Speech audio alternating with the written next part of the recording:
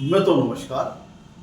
मैं तो वर्तमान में जो हमारी सीरीज चल रही है उसमें हम लोग बात कर रहे हैं दसम भाव में स्वामी दशमेश के विभिन्न भावों में स्थिति, और साथ ही साथ ये तो एक अलग सीरीज चल रही है।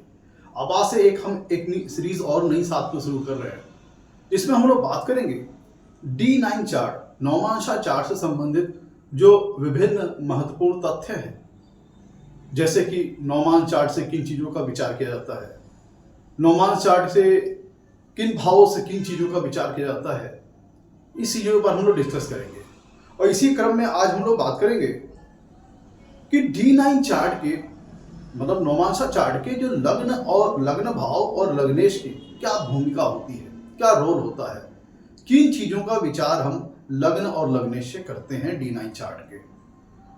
तो इसी चीज़ को हम लोग आगे बढ़ाते हुए आज अपने इस एपिसोड को हम लोग इन विषयों पर डिस्कस करेंगे। मैं तो देखिए, ऐसा है कि जब हम लोग किसी भी व्यक्ति के वैवाहिक जीवन की बात करते हैं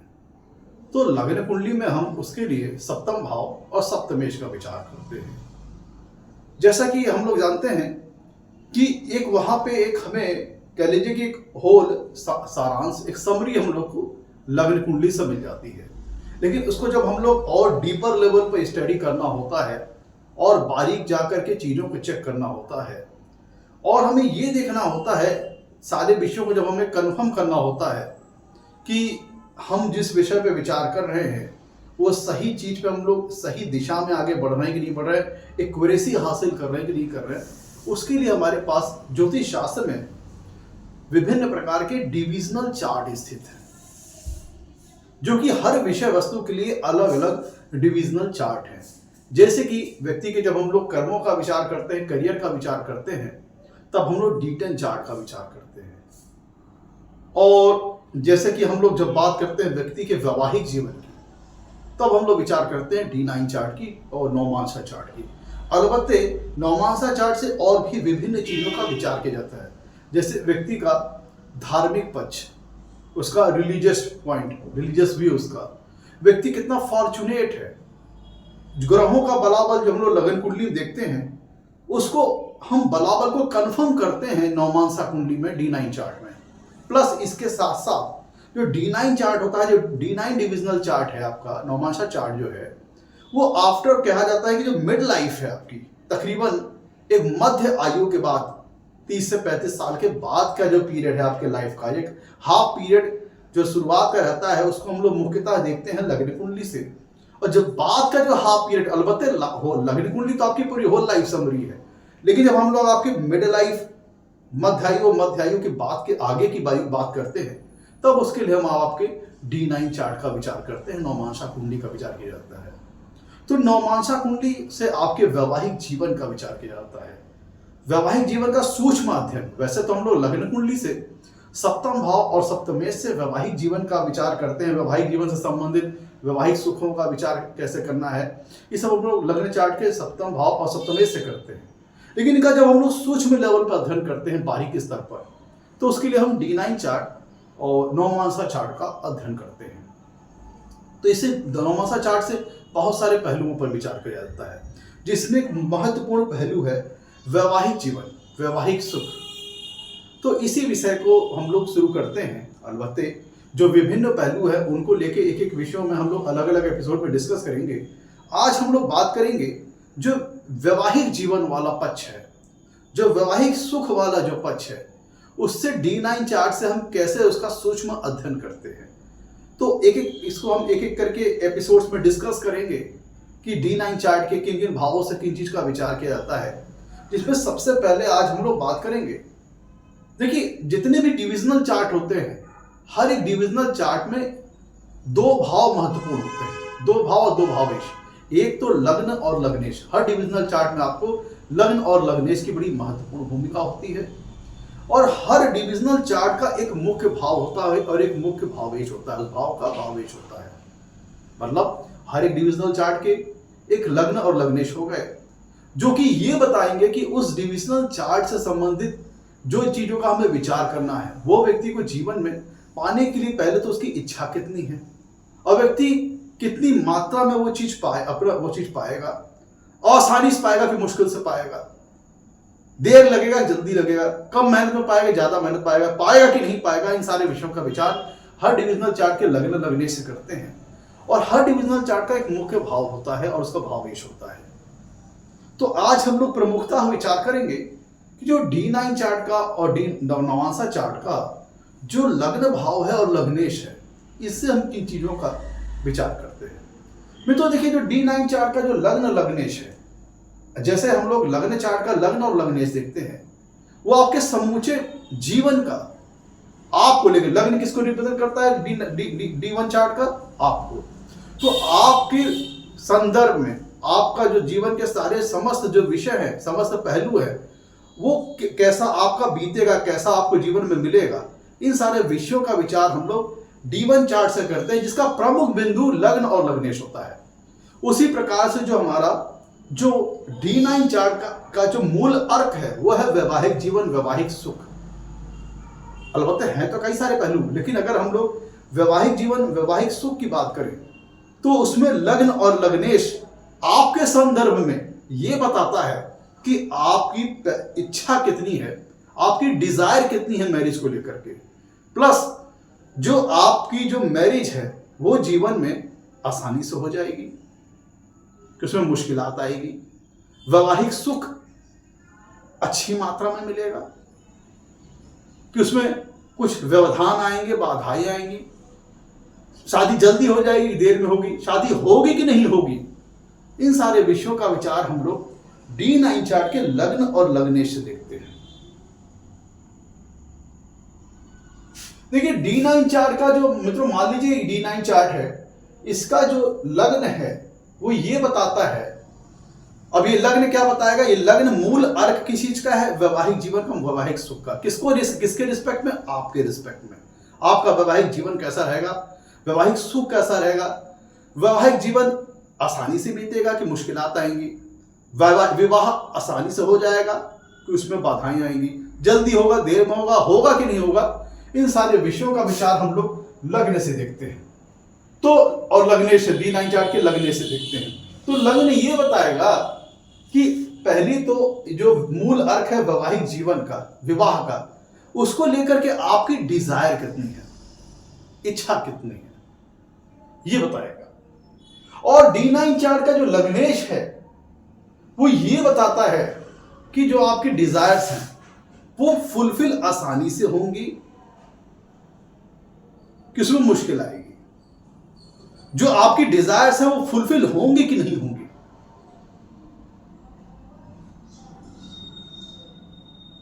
उसमें किसी प्रकार की बाधाएं आनी है कि नहीं आनी है, होनी है, डिजायर्स फुलफिल होनी है कि नहीं होनी है, डिजायर्स कम मेहनत में फुलफिल हो जाएगी कि उसके लिए ज्यादा मतलब ढूंढना धारना पड़ेगा, हर जगह पता करना पड़ेगा शादी विवाह के लिए। होता नहीं, कई लोग की शादी जल्दी तय हो जाती है, कई लोग की देर में होती है। तो ये लग्न और लग्नेश दोनों मिलकर के ये जानकारी देते हैं कि डिजायर, लग्न बताएगा डिजायर्स कितनी है और लग्नेश ये बता रहा है कि डिजायर्स फुलफिल कैसे होगी कि नहीं होगी, जल्दी होगी, देर में होगी शादी, और शादी वैवाहिक जीवन आसानी से बीतेगा कि मुश्किल से बीतेगा, विवाह होगा कि नहीं होगा, जल्दी होगा कि देर में होगा। इन सारे विषयों का विचार आपको D9 चार्ट के लग्न और लग्नेश में मिलता है। अब जैसे D9 चार्ट का जो लग्न है, अगर इस पे शुभ भाव के स्वामी मौजूद हैं या उनकी दृष्टि है, तब यह है कि वैवाहिक जीवन को लेकर के आपकी जो इच्छाएं हैं वो आपके मन में डिजायर्स है, मैरिज करने को लेकर आपका इंटरेस्ट है। जितने ज्यादा यहाँ पे जैसे नवमेश यहाँ पे मौजूद है, नवम भाव के स्वामी नवमेश यहाँ पे मौजूद है, उनकी दृष्टि है, तो ये है कि वैवाहिक जीवन को लेकर आपके जीवन में डिजायर्स हैं और डिजायर्स आपको जीवन में आपकी जो इच्छाएं हो पूरी हो जाएंगी, आपको ज्यादा मशक्कत नहीं करना पड़ेगा। अगर यही यहाँ पे लाभेश मौजूद हैं लग्न स्थान पे, या लाभेश की दृष्टि है या नवमेश की दृष्टि है, जितनी शुभ भाव के स्वामी की दृष्टि या मौजूदगी यहाँ पे लग्न में रहेगी, और एडिशनली इसमें और एक चीज जोड़ ले कि उसमें जितने ज्यादा नेचुरल बेनिफिट होंगे, सोने पे सुहागा हो जाएगा। पहले जान लीजिए कि D9 चार्ट का जो लग्न है, इस पे जो शुभ भाव के स्वामी हैं, जैसे कि नवम भाव या लाभ भाव या धन भाव सुख भाव या सप्तम भाव और या सप्तम भाव के इन सब के जो स्वामी हैं, इनकी लग्न पर मौजूदगी हो या इनकी दृष्टि हो, जैसे नवम भाव के स्वामी नवमेश की लग्न पर दृष्टि हो या मौजूदगी हो, या सप्तम भाव के स्वामी या सप्तमेश की लग्न में मौजूदगी हो या दृष्टि हो, सुख भाव के स्वामी या सुखेश की लग्न में मौजूदगी या दृष्टि हो, इसी तरह से लाभेश की लग्न में मौजूदगी या दृष्टि हो, या धनेश की लग्न में मौजूदगी या दृष्टि हो, या पंचमेश की लग्न में मौजूदगी या दृष्टि हो। इसका मतलब क्या होगा कि और उसमें सोने सुहागा वाली स्थिति क्या हो जाएगी कि जो भावेश की दृष्टि या मौजूदगी यहाँ पे है, अगर वो नेचुरल बेनिफिक है, नेचुरली शुभ ग्रह है, तो सोने सुहागा वाली स्थिति हो जाएगी। तो ये दर्शाता है कि वैवाहिक जीवन को लेकर के आपका इंटरेस्ट है, आप विवाह करने के लिए इच्छुक हैं, वैवाहिक जीवन जीना चाहते हैं, वैवाहिक सुख भोगना चाहते हैं। और इसके बाद अगर हम लोग बात करें, वहीं यहाँ पे अगर छठवें भाव के स्वामी, आठवें भाव के स्वामी, मतलब छठवें भाव के स्वामी षष्ठेश की यहाँ पे मौजूदगी या दृष्टि है, तब फिर यहाँ पे अड़चने आएंगी। छठा भाव ऑब्स्टेकल्स का है, व्यवधान का है। या फिर अष्टम भाव के स्वामी अष्टमेश की यहाँ पे मौजूदगी या दृष्टि हो, तो यहाँ पे बाधाएं आएंगी, क्योंकि अष्टम भाव भी बाधाओं का है। और अगर 12वें भाव के स्वामी द्वादशेश या कहे वेश की यहाँ पे स्वामी, वेश की यहाँ पे 12वें भाव के स्वामी द्वादशेश के वेश की यहाँ पे मौजूदगी या दृष्टि हो, या फिर छठवें, आठवें, 12वें भाव लगन जो है वो छठवें भाव के स्वामी से भी प्रभावित हो रहा हो, आठवें भाव के भी स्वामी से प्रभावित हो रहा हो, 12वें भाव के स्वामी से भी प्रभावित हो रहा हो, चाहे मौजूदगी के कारण या दृष्टि कारण। लेट सपोज मान लीजिए कि D9 चार्ट के लगन के ऊपर अगर छठे भाव के स्वामी की भी मौजूदगी हो, अष्टम भाव के स्वामी की भी मौजूदगी हो, या 12वें भाव के स्वामी, इन तीनों की अगर मौजूदगी हो या दृष्टि हो, या मान लीजिए इनमें से किसी दो की मौजूदगी हो और एक की दृष्टि हो, या तीनों की दृष्टि लगन भाव पर हो, तो शादी होने पे बहुत मुश्किल आ जाएगी, बहुत प्रॉब्लम्स आएंगी। शादी होना एक बहुत ही डिफिकल्ट विषय बन जाएगा, क्योंकि छठवां भाव और 12वां भाव और छठवां भाव, 8वां भाव, 12वां भाव व्यवधान का भाव है।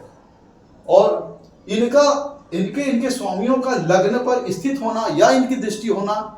जितनी ज्यादा संख्या में अगर लगन पर छठवें भाव के स्वामी की भी, आठवें भाव के स्वामी की भी, 12वें भाव के स्वामी की भी लग्न पर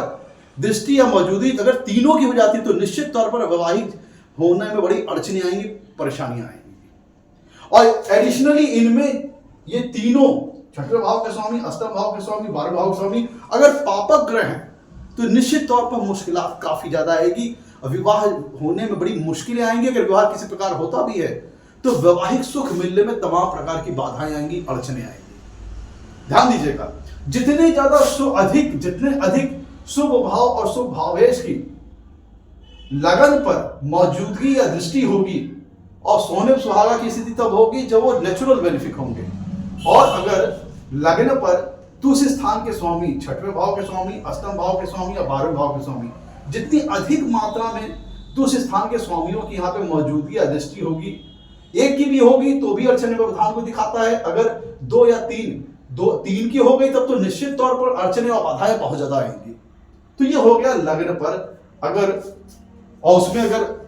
ज्यादा मुश्किल कब आ जाएगी कि ये जो स्वामी, जो छठे भाव के स्वामी, अष्टम भाव के स्वामी और 12वें भाव के स्वामी की जो मौजूदगी या दृष्टि लगन पर है, अगर वो पापक ग्रह हैं, तो निश्चित तौर पर विवाह होने में पहले तो मुश्किल होगी, बाधाएं आएंगी। अगर हो जाती हैं तो उसमें तमाम प्रकार की अड़चने आएंगी, वैवाहिक सुख मिलने में परेशानी आएगी। एक पीसफुल और हार्मोनी से भरा हुआ एक मैरिटल लाइफ होता है, वो आपको नहीं मिलेगा अगर इस प्रकार की स्थिति होती है। अब देखिए, इसी प्रकार से जो D9 चार्ट का जो लग्नेश है, वो ये बताता है जो आपकी डिजायर्स होंगी वो फुलफिल कैसे होंगी, आसानी से होंगी, मुश्किल से होंगी, जल्दी होंगी कि देरी से होंगी कि नहीं होंगी, और वैवाहिक सुख मिलेगा तो हाई क्वालिटी का मिलेगा कि लो क्वालिटी का मिलेगा। तो देखिए, अब यहां पर D9 चार्ट का जो लग्नेश है, जैसा कि सपोज उदाहरण की बात करें तो मेष लग्न है, इसका बनता है लग्नेश मंगल। मेष लग्न का स्वामी होता है मंगल। तो मंगल अगर जितनी बढ़िया स्थिति में D9 चार्ट की कुंडली में होंगे, जितने ज्यादा शुभ भाव के स्वामियों से वो युति या दृष्टि से प्रभावित होंगे, उतनी ही जल्दी व्यक्ति के जीवन में शादी की संभावना बढ़ जाएगी। और जितने ही ज्यादा अशुभ भाव के स्वामी और से जितने भी ज्यादा अशुभ भाव के स्वामी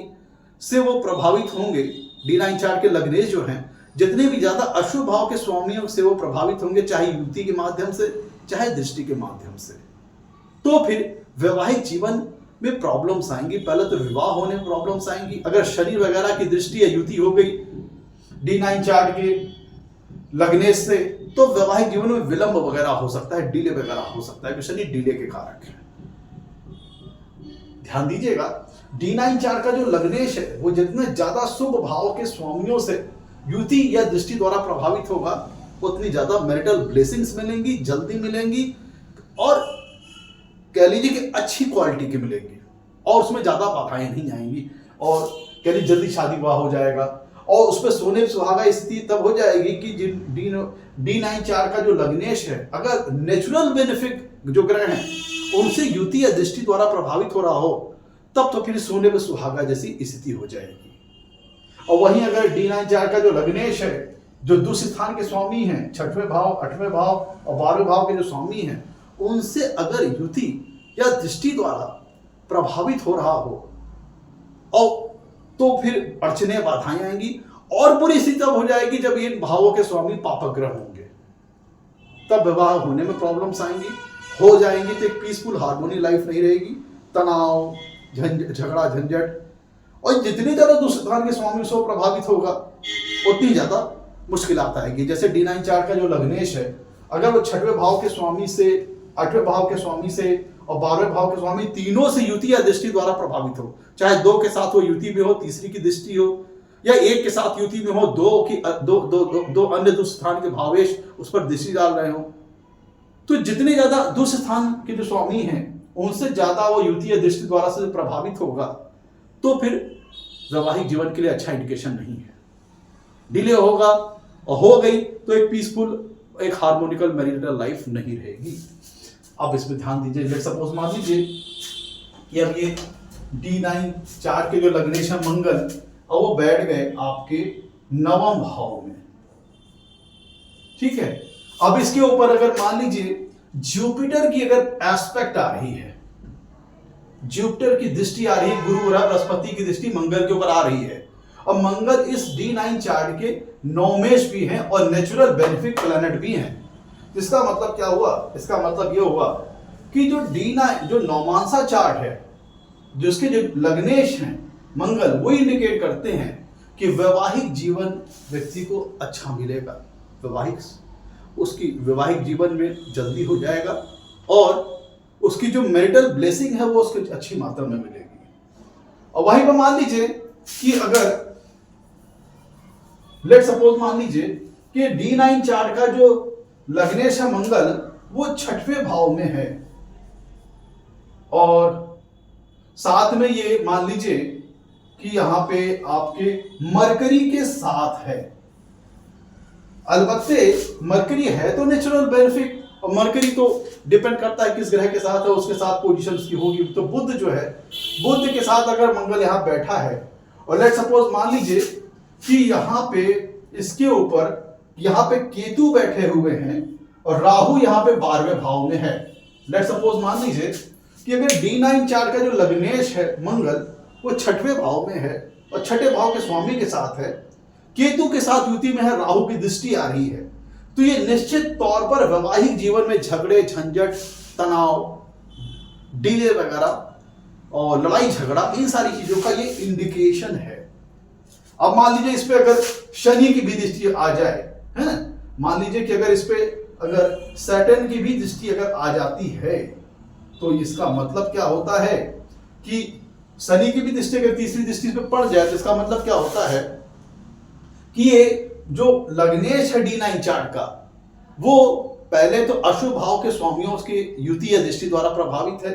राहु केतु के एस्पेक्ट पे है, और शनि के भी दृष्टि से है। तो शनि की भी दृष्टि अगर आ गई तो डिले वगैरह का संकेत है, और बहुत ज्यादा पापक ग्रह और अशुभ भाव के स्वामियों से प्रभावित होने का मैरिटल लाइफ में बहुत सारी प्रॉब्लम का ये इंडिकेशंस है। ये आप ऐसा समझ सकते हैं। और लेट्स सपोज अगर मान लीजिए कि जैसे कि अच्छी उम्दा स्थिति की अगर हम बात करें कि अगर मान लीजिए यहाँ पे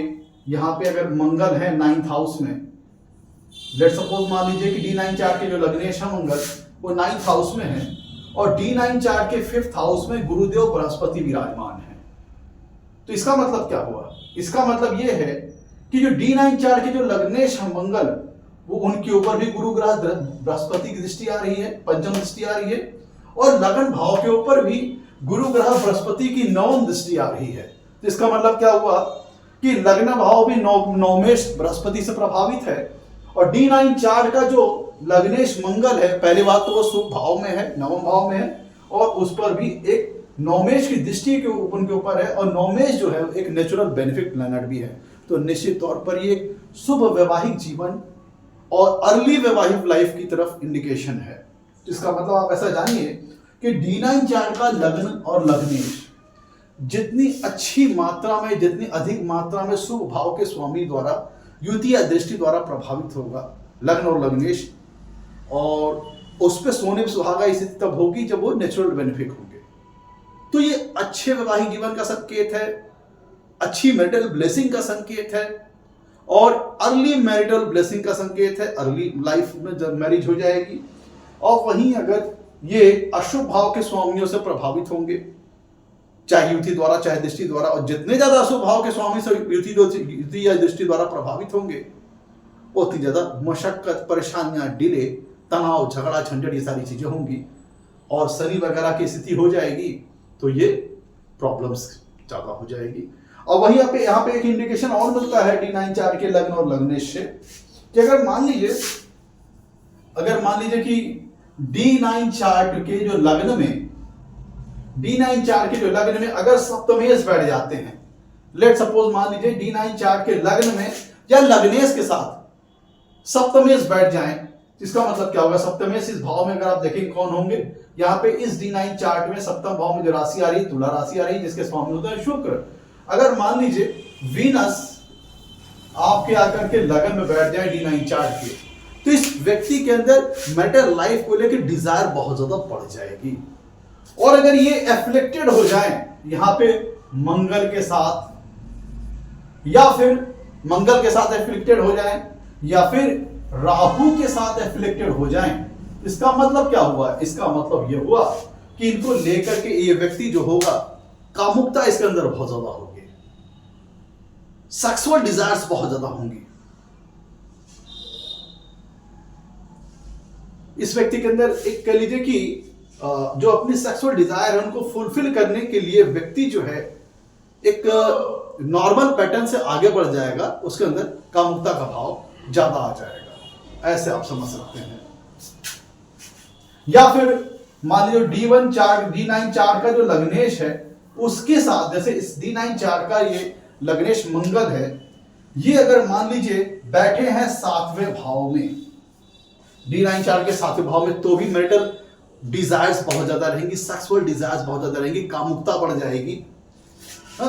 या फिर मंगल कहीं बैठे हैं, वो सप्तमेश के साथ बैठे हैं, लेट सपोज मान लीजिए मार्स बैठे हैं यहाँ पे वीनस के साथ कंजंक्शन में बैठे हैं, तो D9 चार्ट के लग्नेश और सप्तमेश का कंजंक्शन है, ये भी व्यक्ति को कामुक बनाएगा, उसकी सेक्सुअल डिजायर्स को बहुत ज्यादा बढ़ा देगा। और इसी में अगर राहु वगैरह के एफ्लिक्शन हो जाए तो व्यक्ति अपनी सेक्सुअल डिजायर्स को पूरा करने के लिए एक जो नैतिक जो एक दायरा है उससे बढ़कर के अनैतिक रास्तों का इस्तेमाल कर लेगा, सीक्रेट रिलेशन में चला जाएगा, गोपनीय संबंधों में चला जाएगा, एक्स्ट्रा मैरिटल रिलेशन में जा सकता है। तो D9 चार्ट का जो लग्न और लग्नेश है वो जितने ज्यादा एफ्लिक्टेड होंगे, वो इस बात का भी संकेत है कि व्यक्ति अपनी जो मैरिटल ब्लेसिंग्स, जो डिजायर्स उनको पूरा करने के लिए, सेक्सुअल डिजायर्स को पूरा करने के लिए एक रेगुलर पैटर्न से हट करके एक्स्ट्रा मैरिटल अफेयर्स या फिर सीक्रेट रिलेशन, गोपनीय संबंध जैसी चीजों की तरफ भी आगे बढ़ सकता है। इसकी भी जानकारी हमें यहाँ पे D9 चार्ट के लग्न और लग्नेश से मिलती है। तो ये D9 चार्ट का जो लग्न और लग्नेश है जितना ज्यादा एफ्लिक्टेड होगा वो उतना ज्यादा उसके सेक्सुअल डिजायर्स को बढ़ा देगा, और उसमें सप्तम भाव सप्तमेश का रोल बहुत ज्यादा आ जाता है, क्योंकि D9 चार्ट का जो सप्तम भाव है और सप्तमेश है वो सप्तम भाव मुख्य भाव है D9 चार्ट का, और सप्तमेश जो है वो मुख्य भावेश है। तो मित्रों आज हम लोगों ने बात की है D9 चार्ट के लग्न और लग्नेश के ऊपर। आगे भी हम लोग बातचीत करेंगे। अगले एपिसोड में हम लोग बात करेंगे सप्तम भाव सप्तमेश के ऊपर, क्योंकि ये सप्तमा भाव सप्तमेश D9 चार्ट का मुख्य भाव और भावेश है। और जो विभिन्न पहलुओं जिनका विचार हम लोग D9 चार्ट से करते हैं, जैसे कि धार्मिक पक्ष, ग्रहों का बलाबल, आपका फॉर्च्यून का लेवल, इन सारी चीजों का विचार एक एक करके हम करेंगे। आज के लिए इतना ही। एपिसोड पसंद आया हो तो लाइक कीजिएगा, चैनल को सब्सक्राइब कीजिएगा। आज के लिए इतना ही। नमस्कार, धन्यवाद।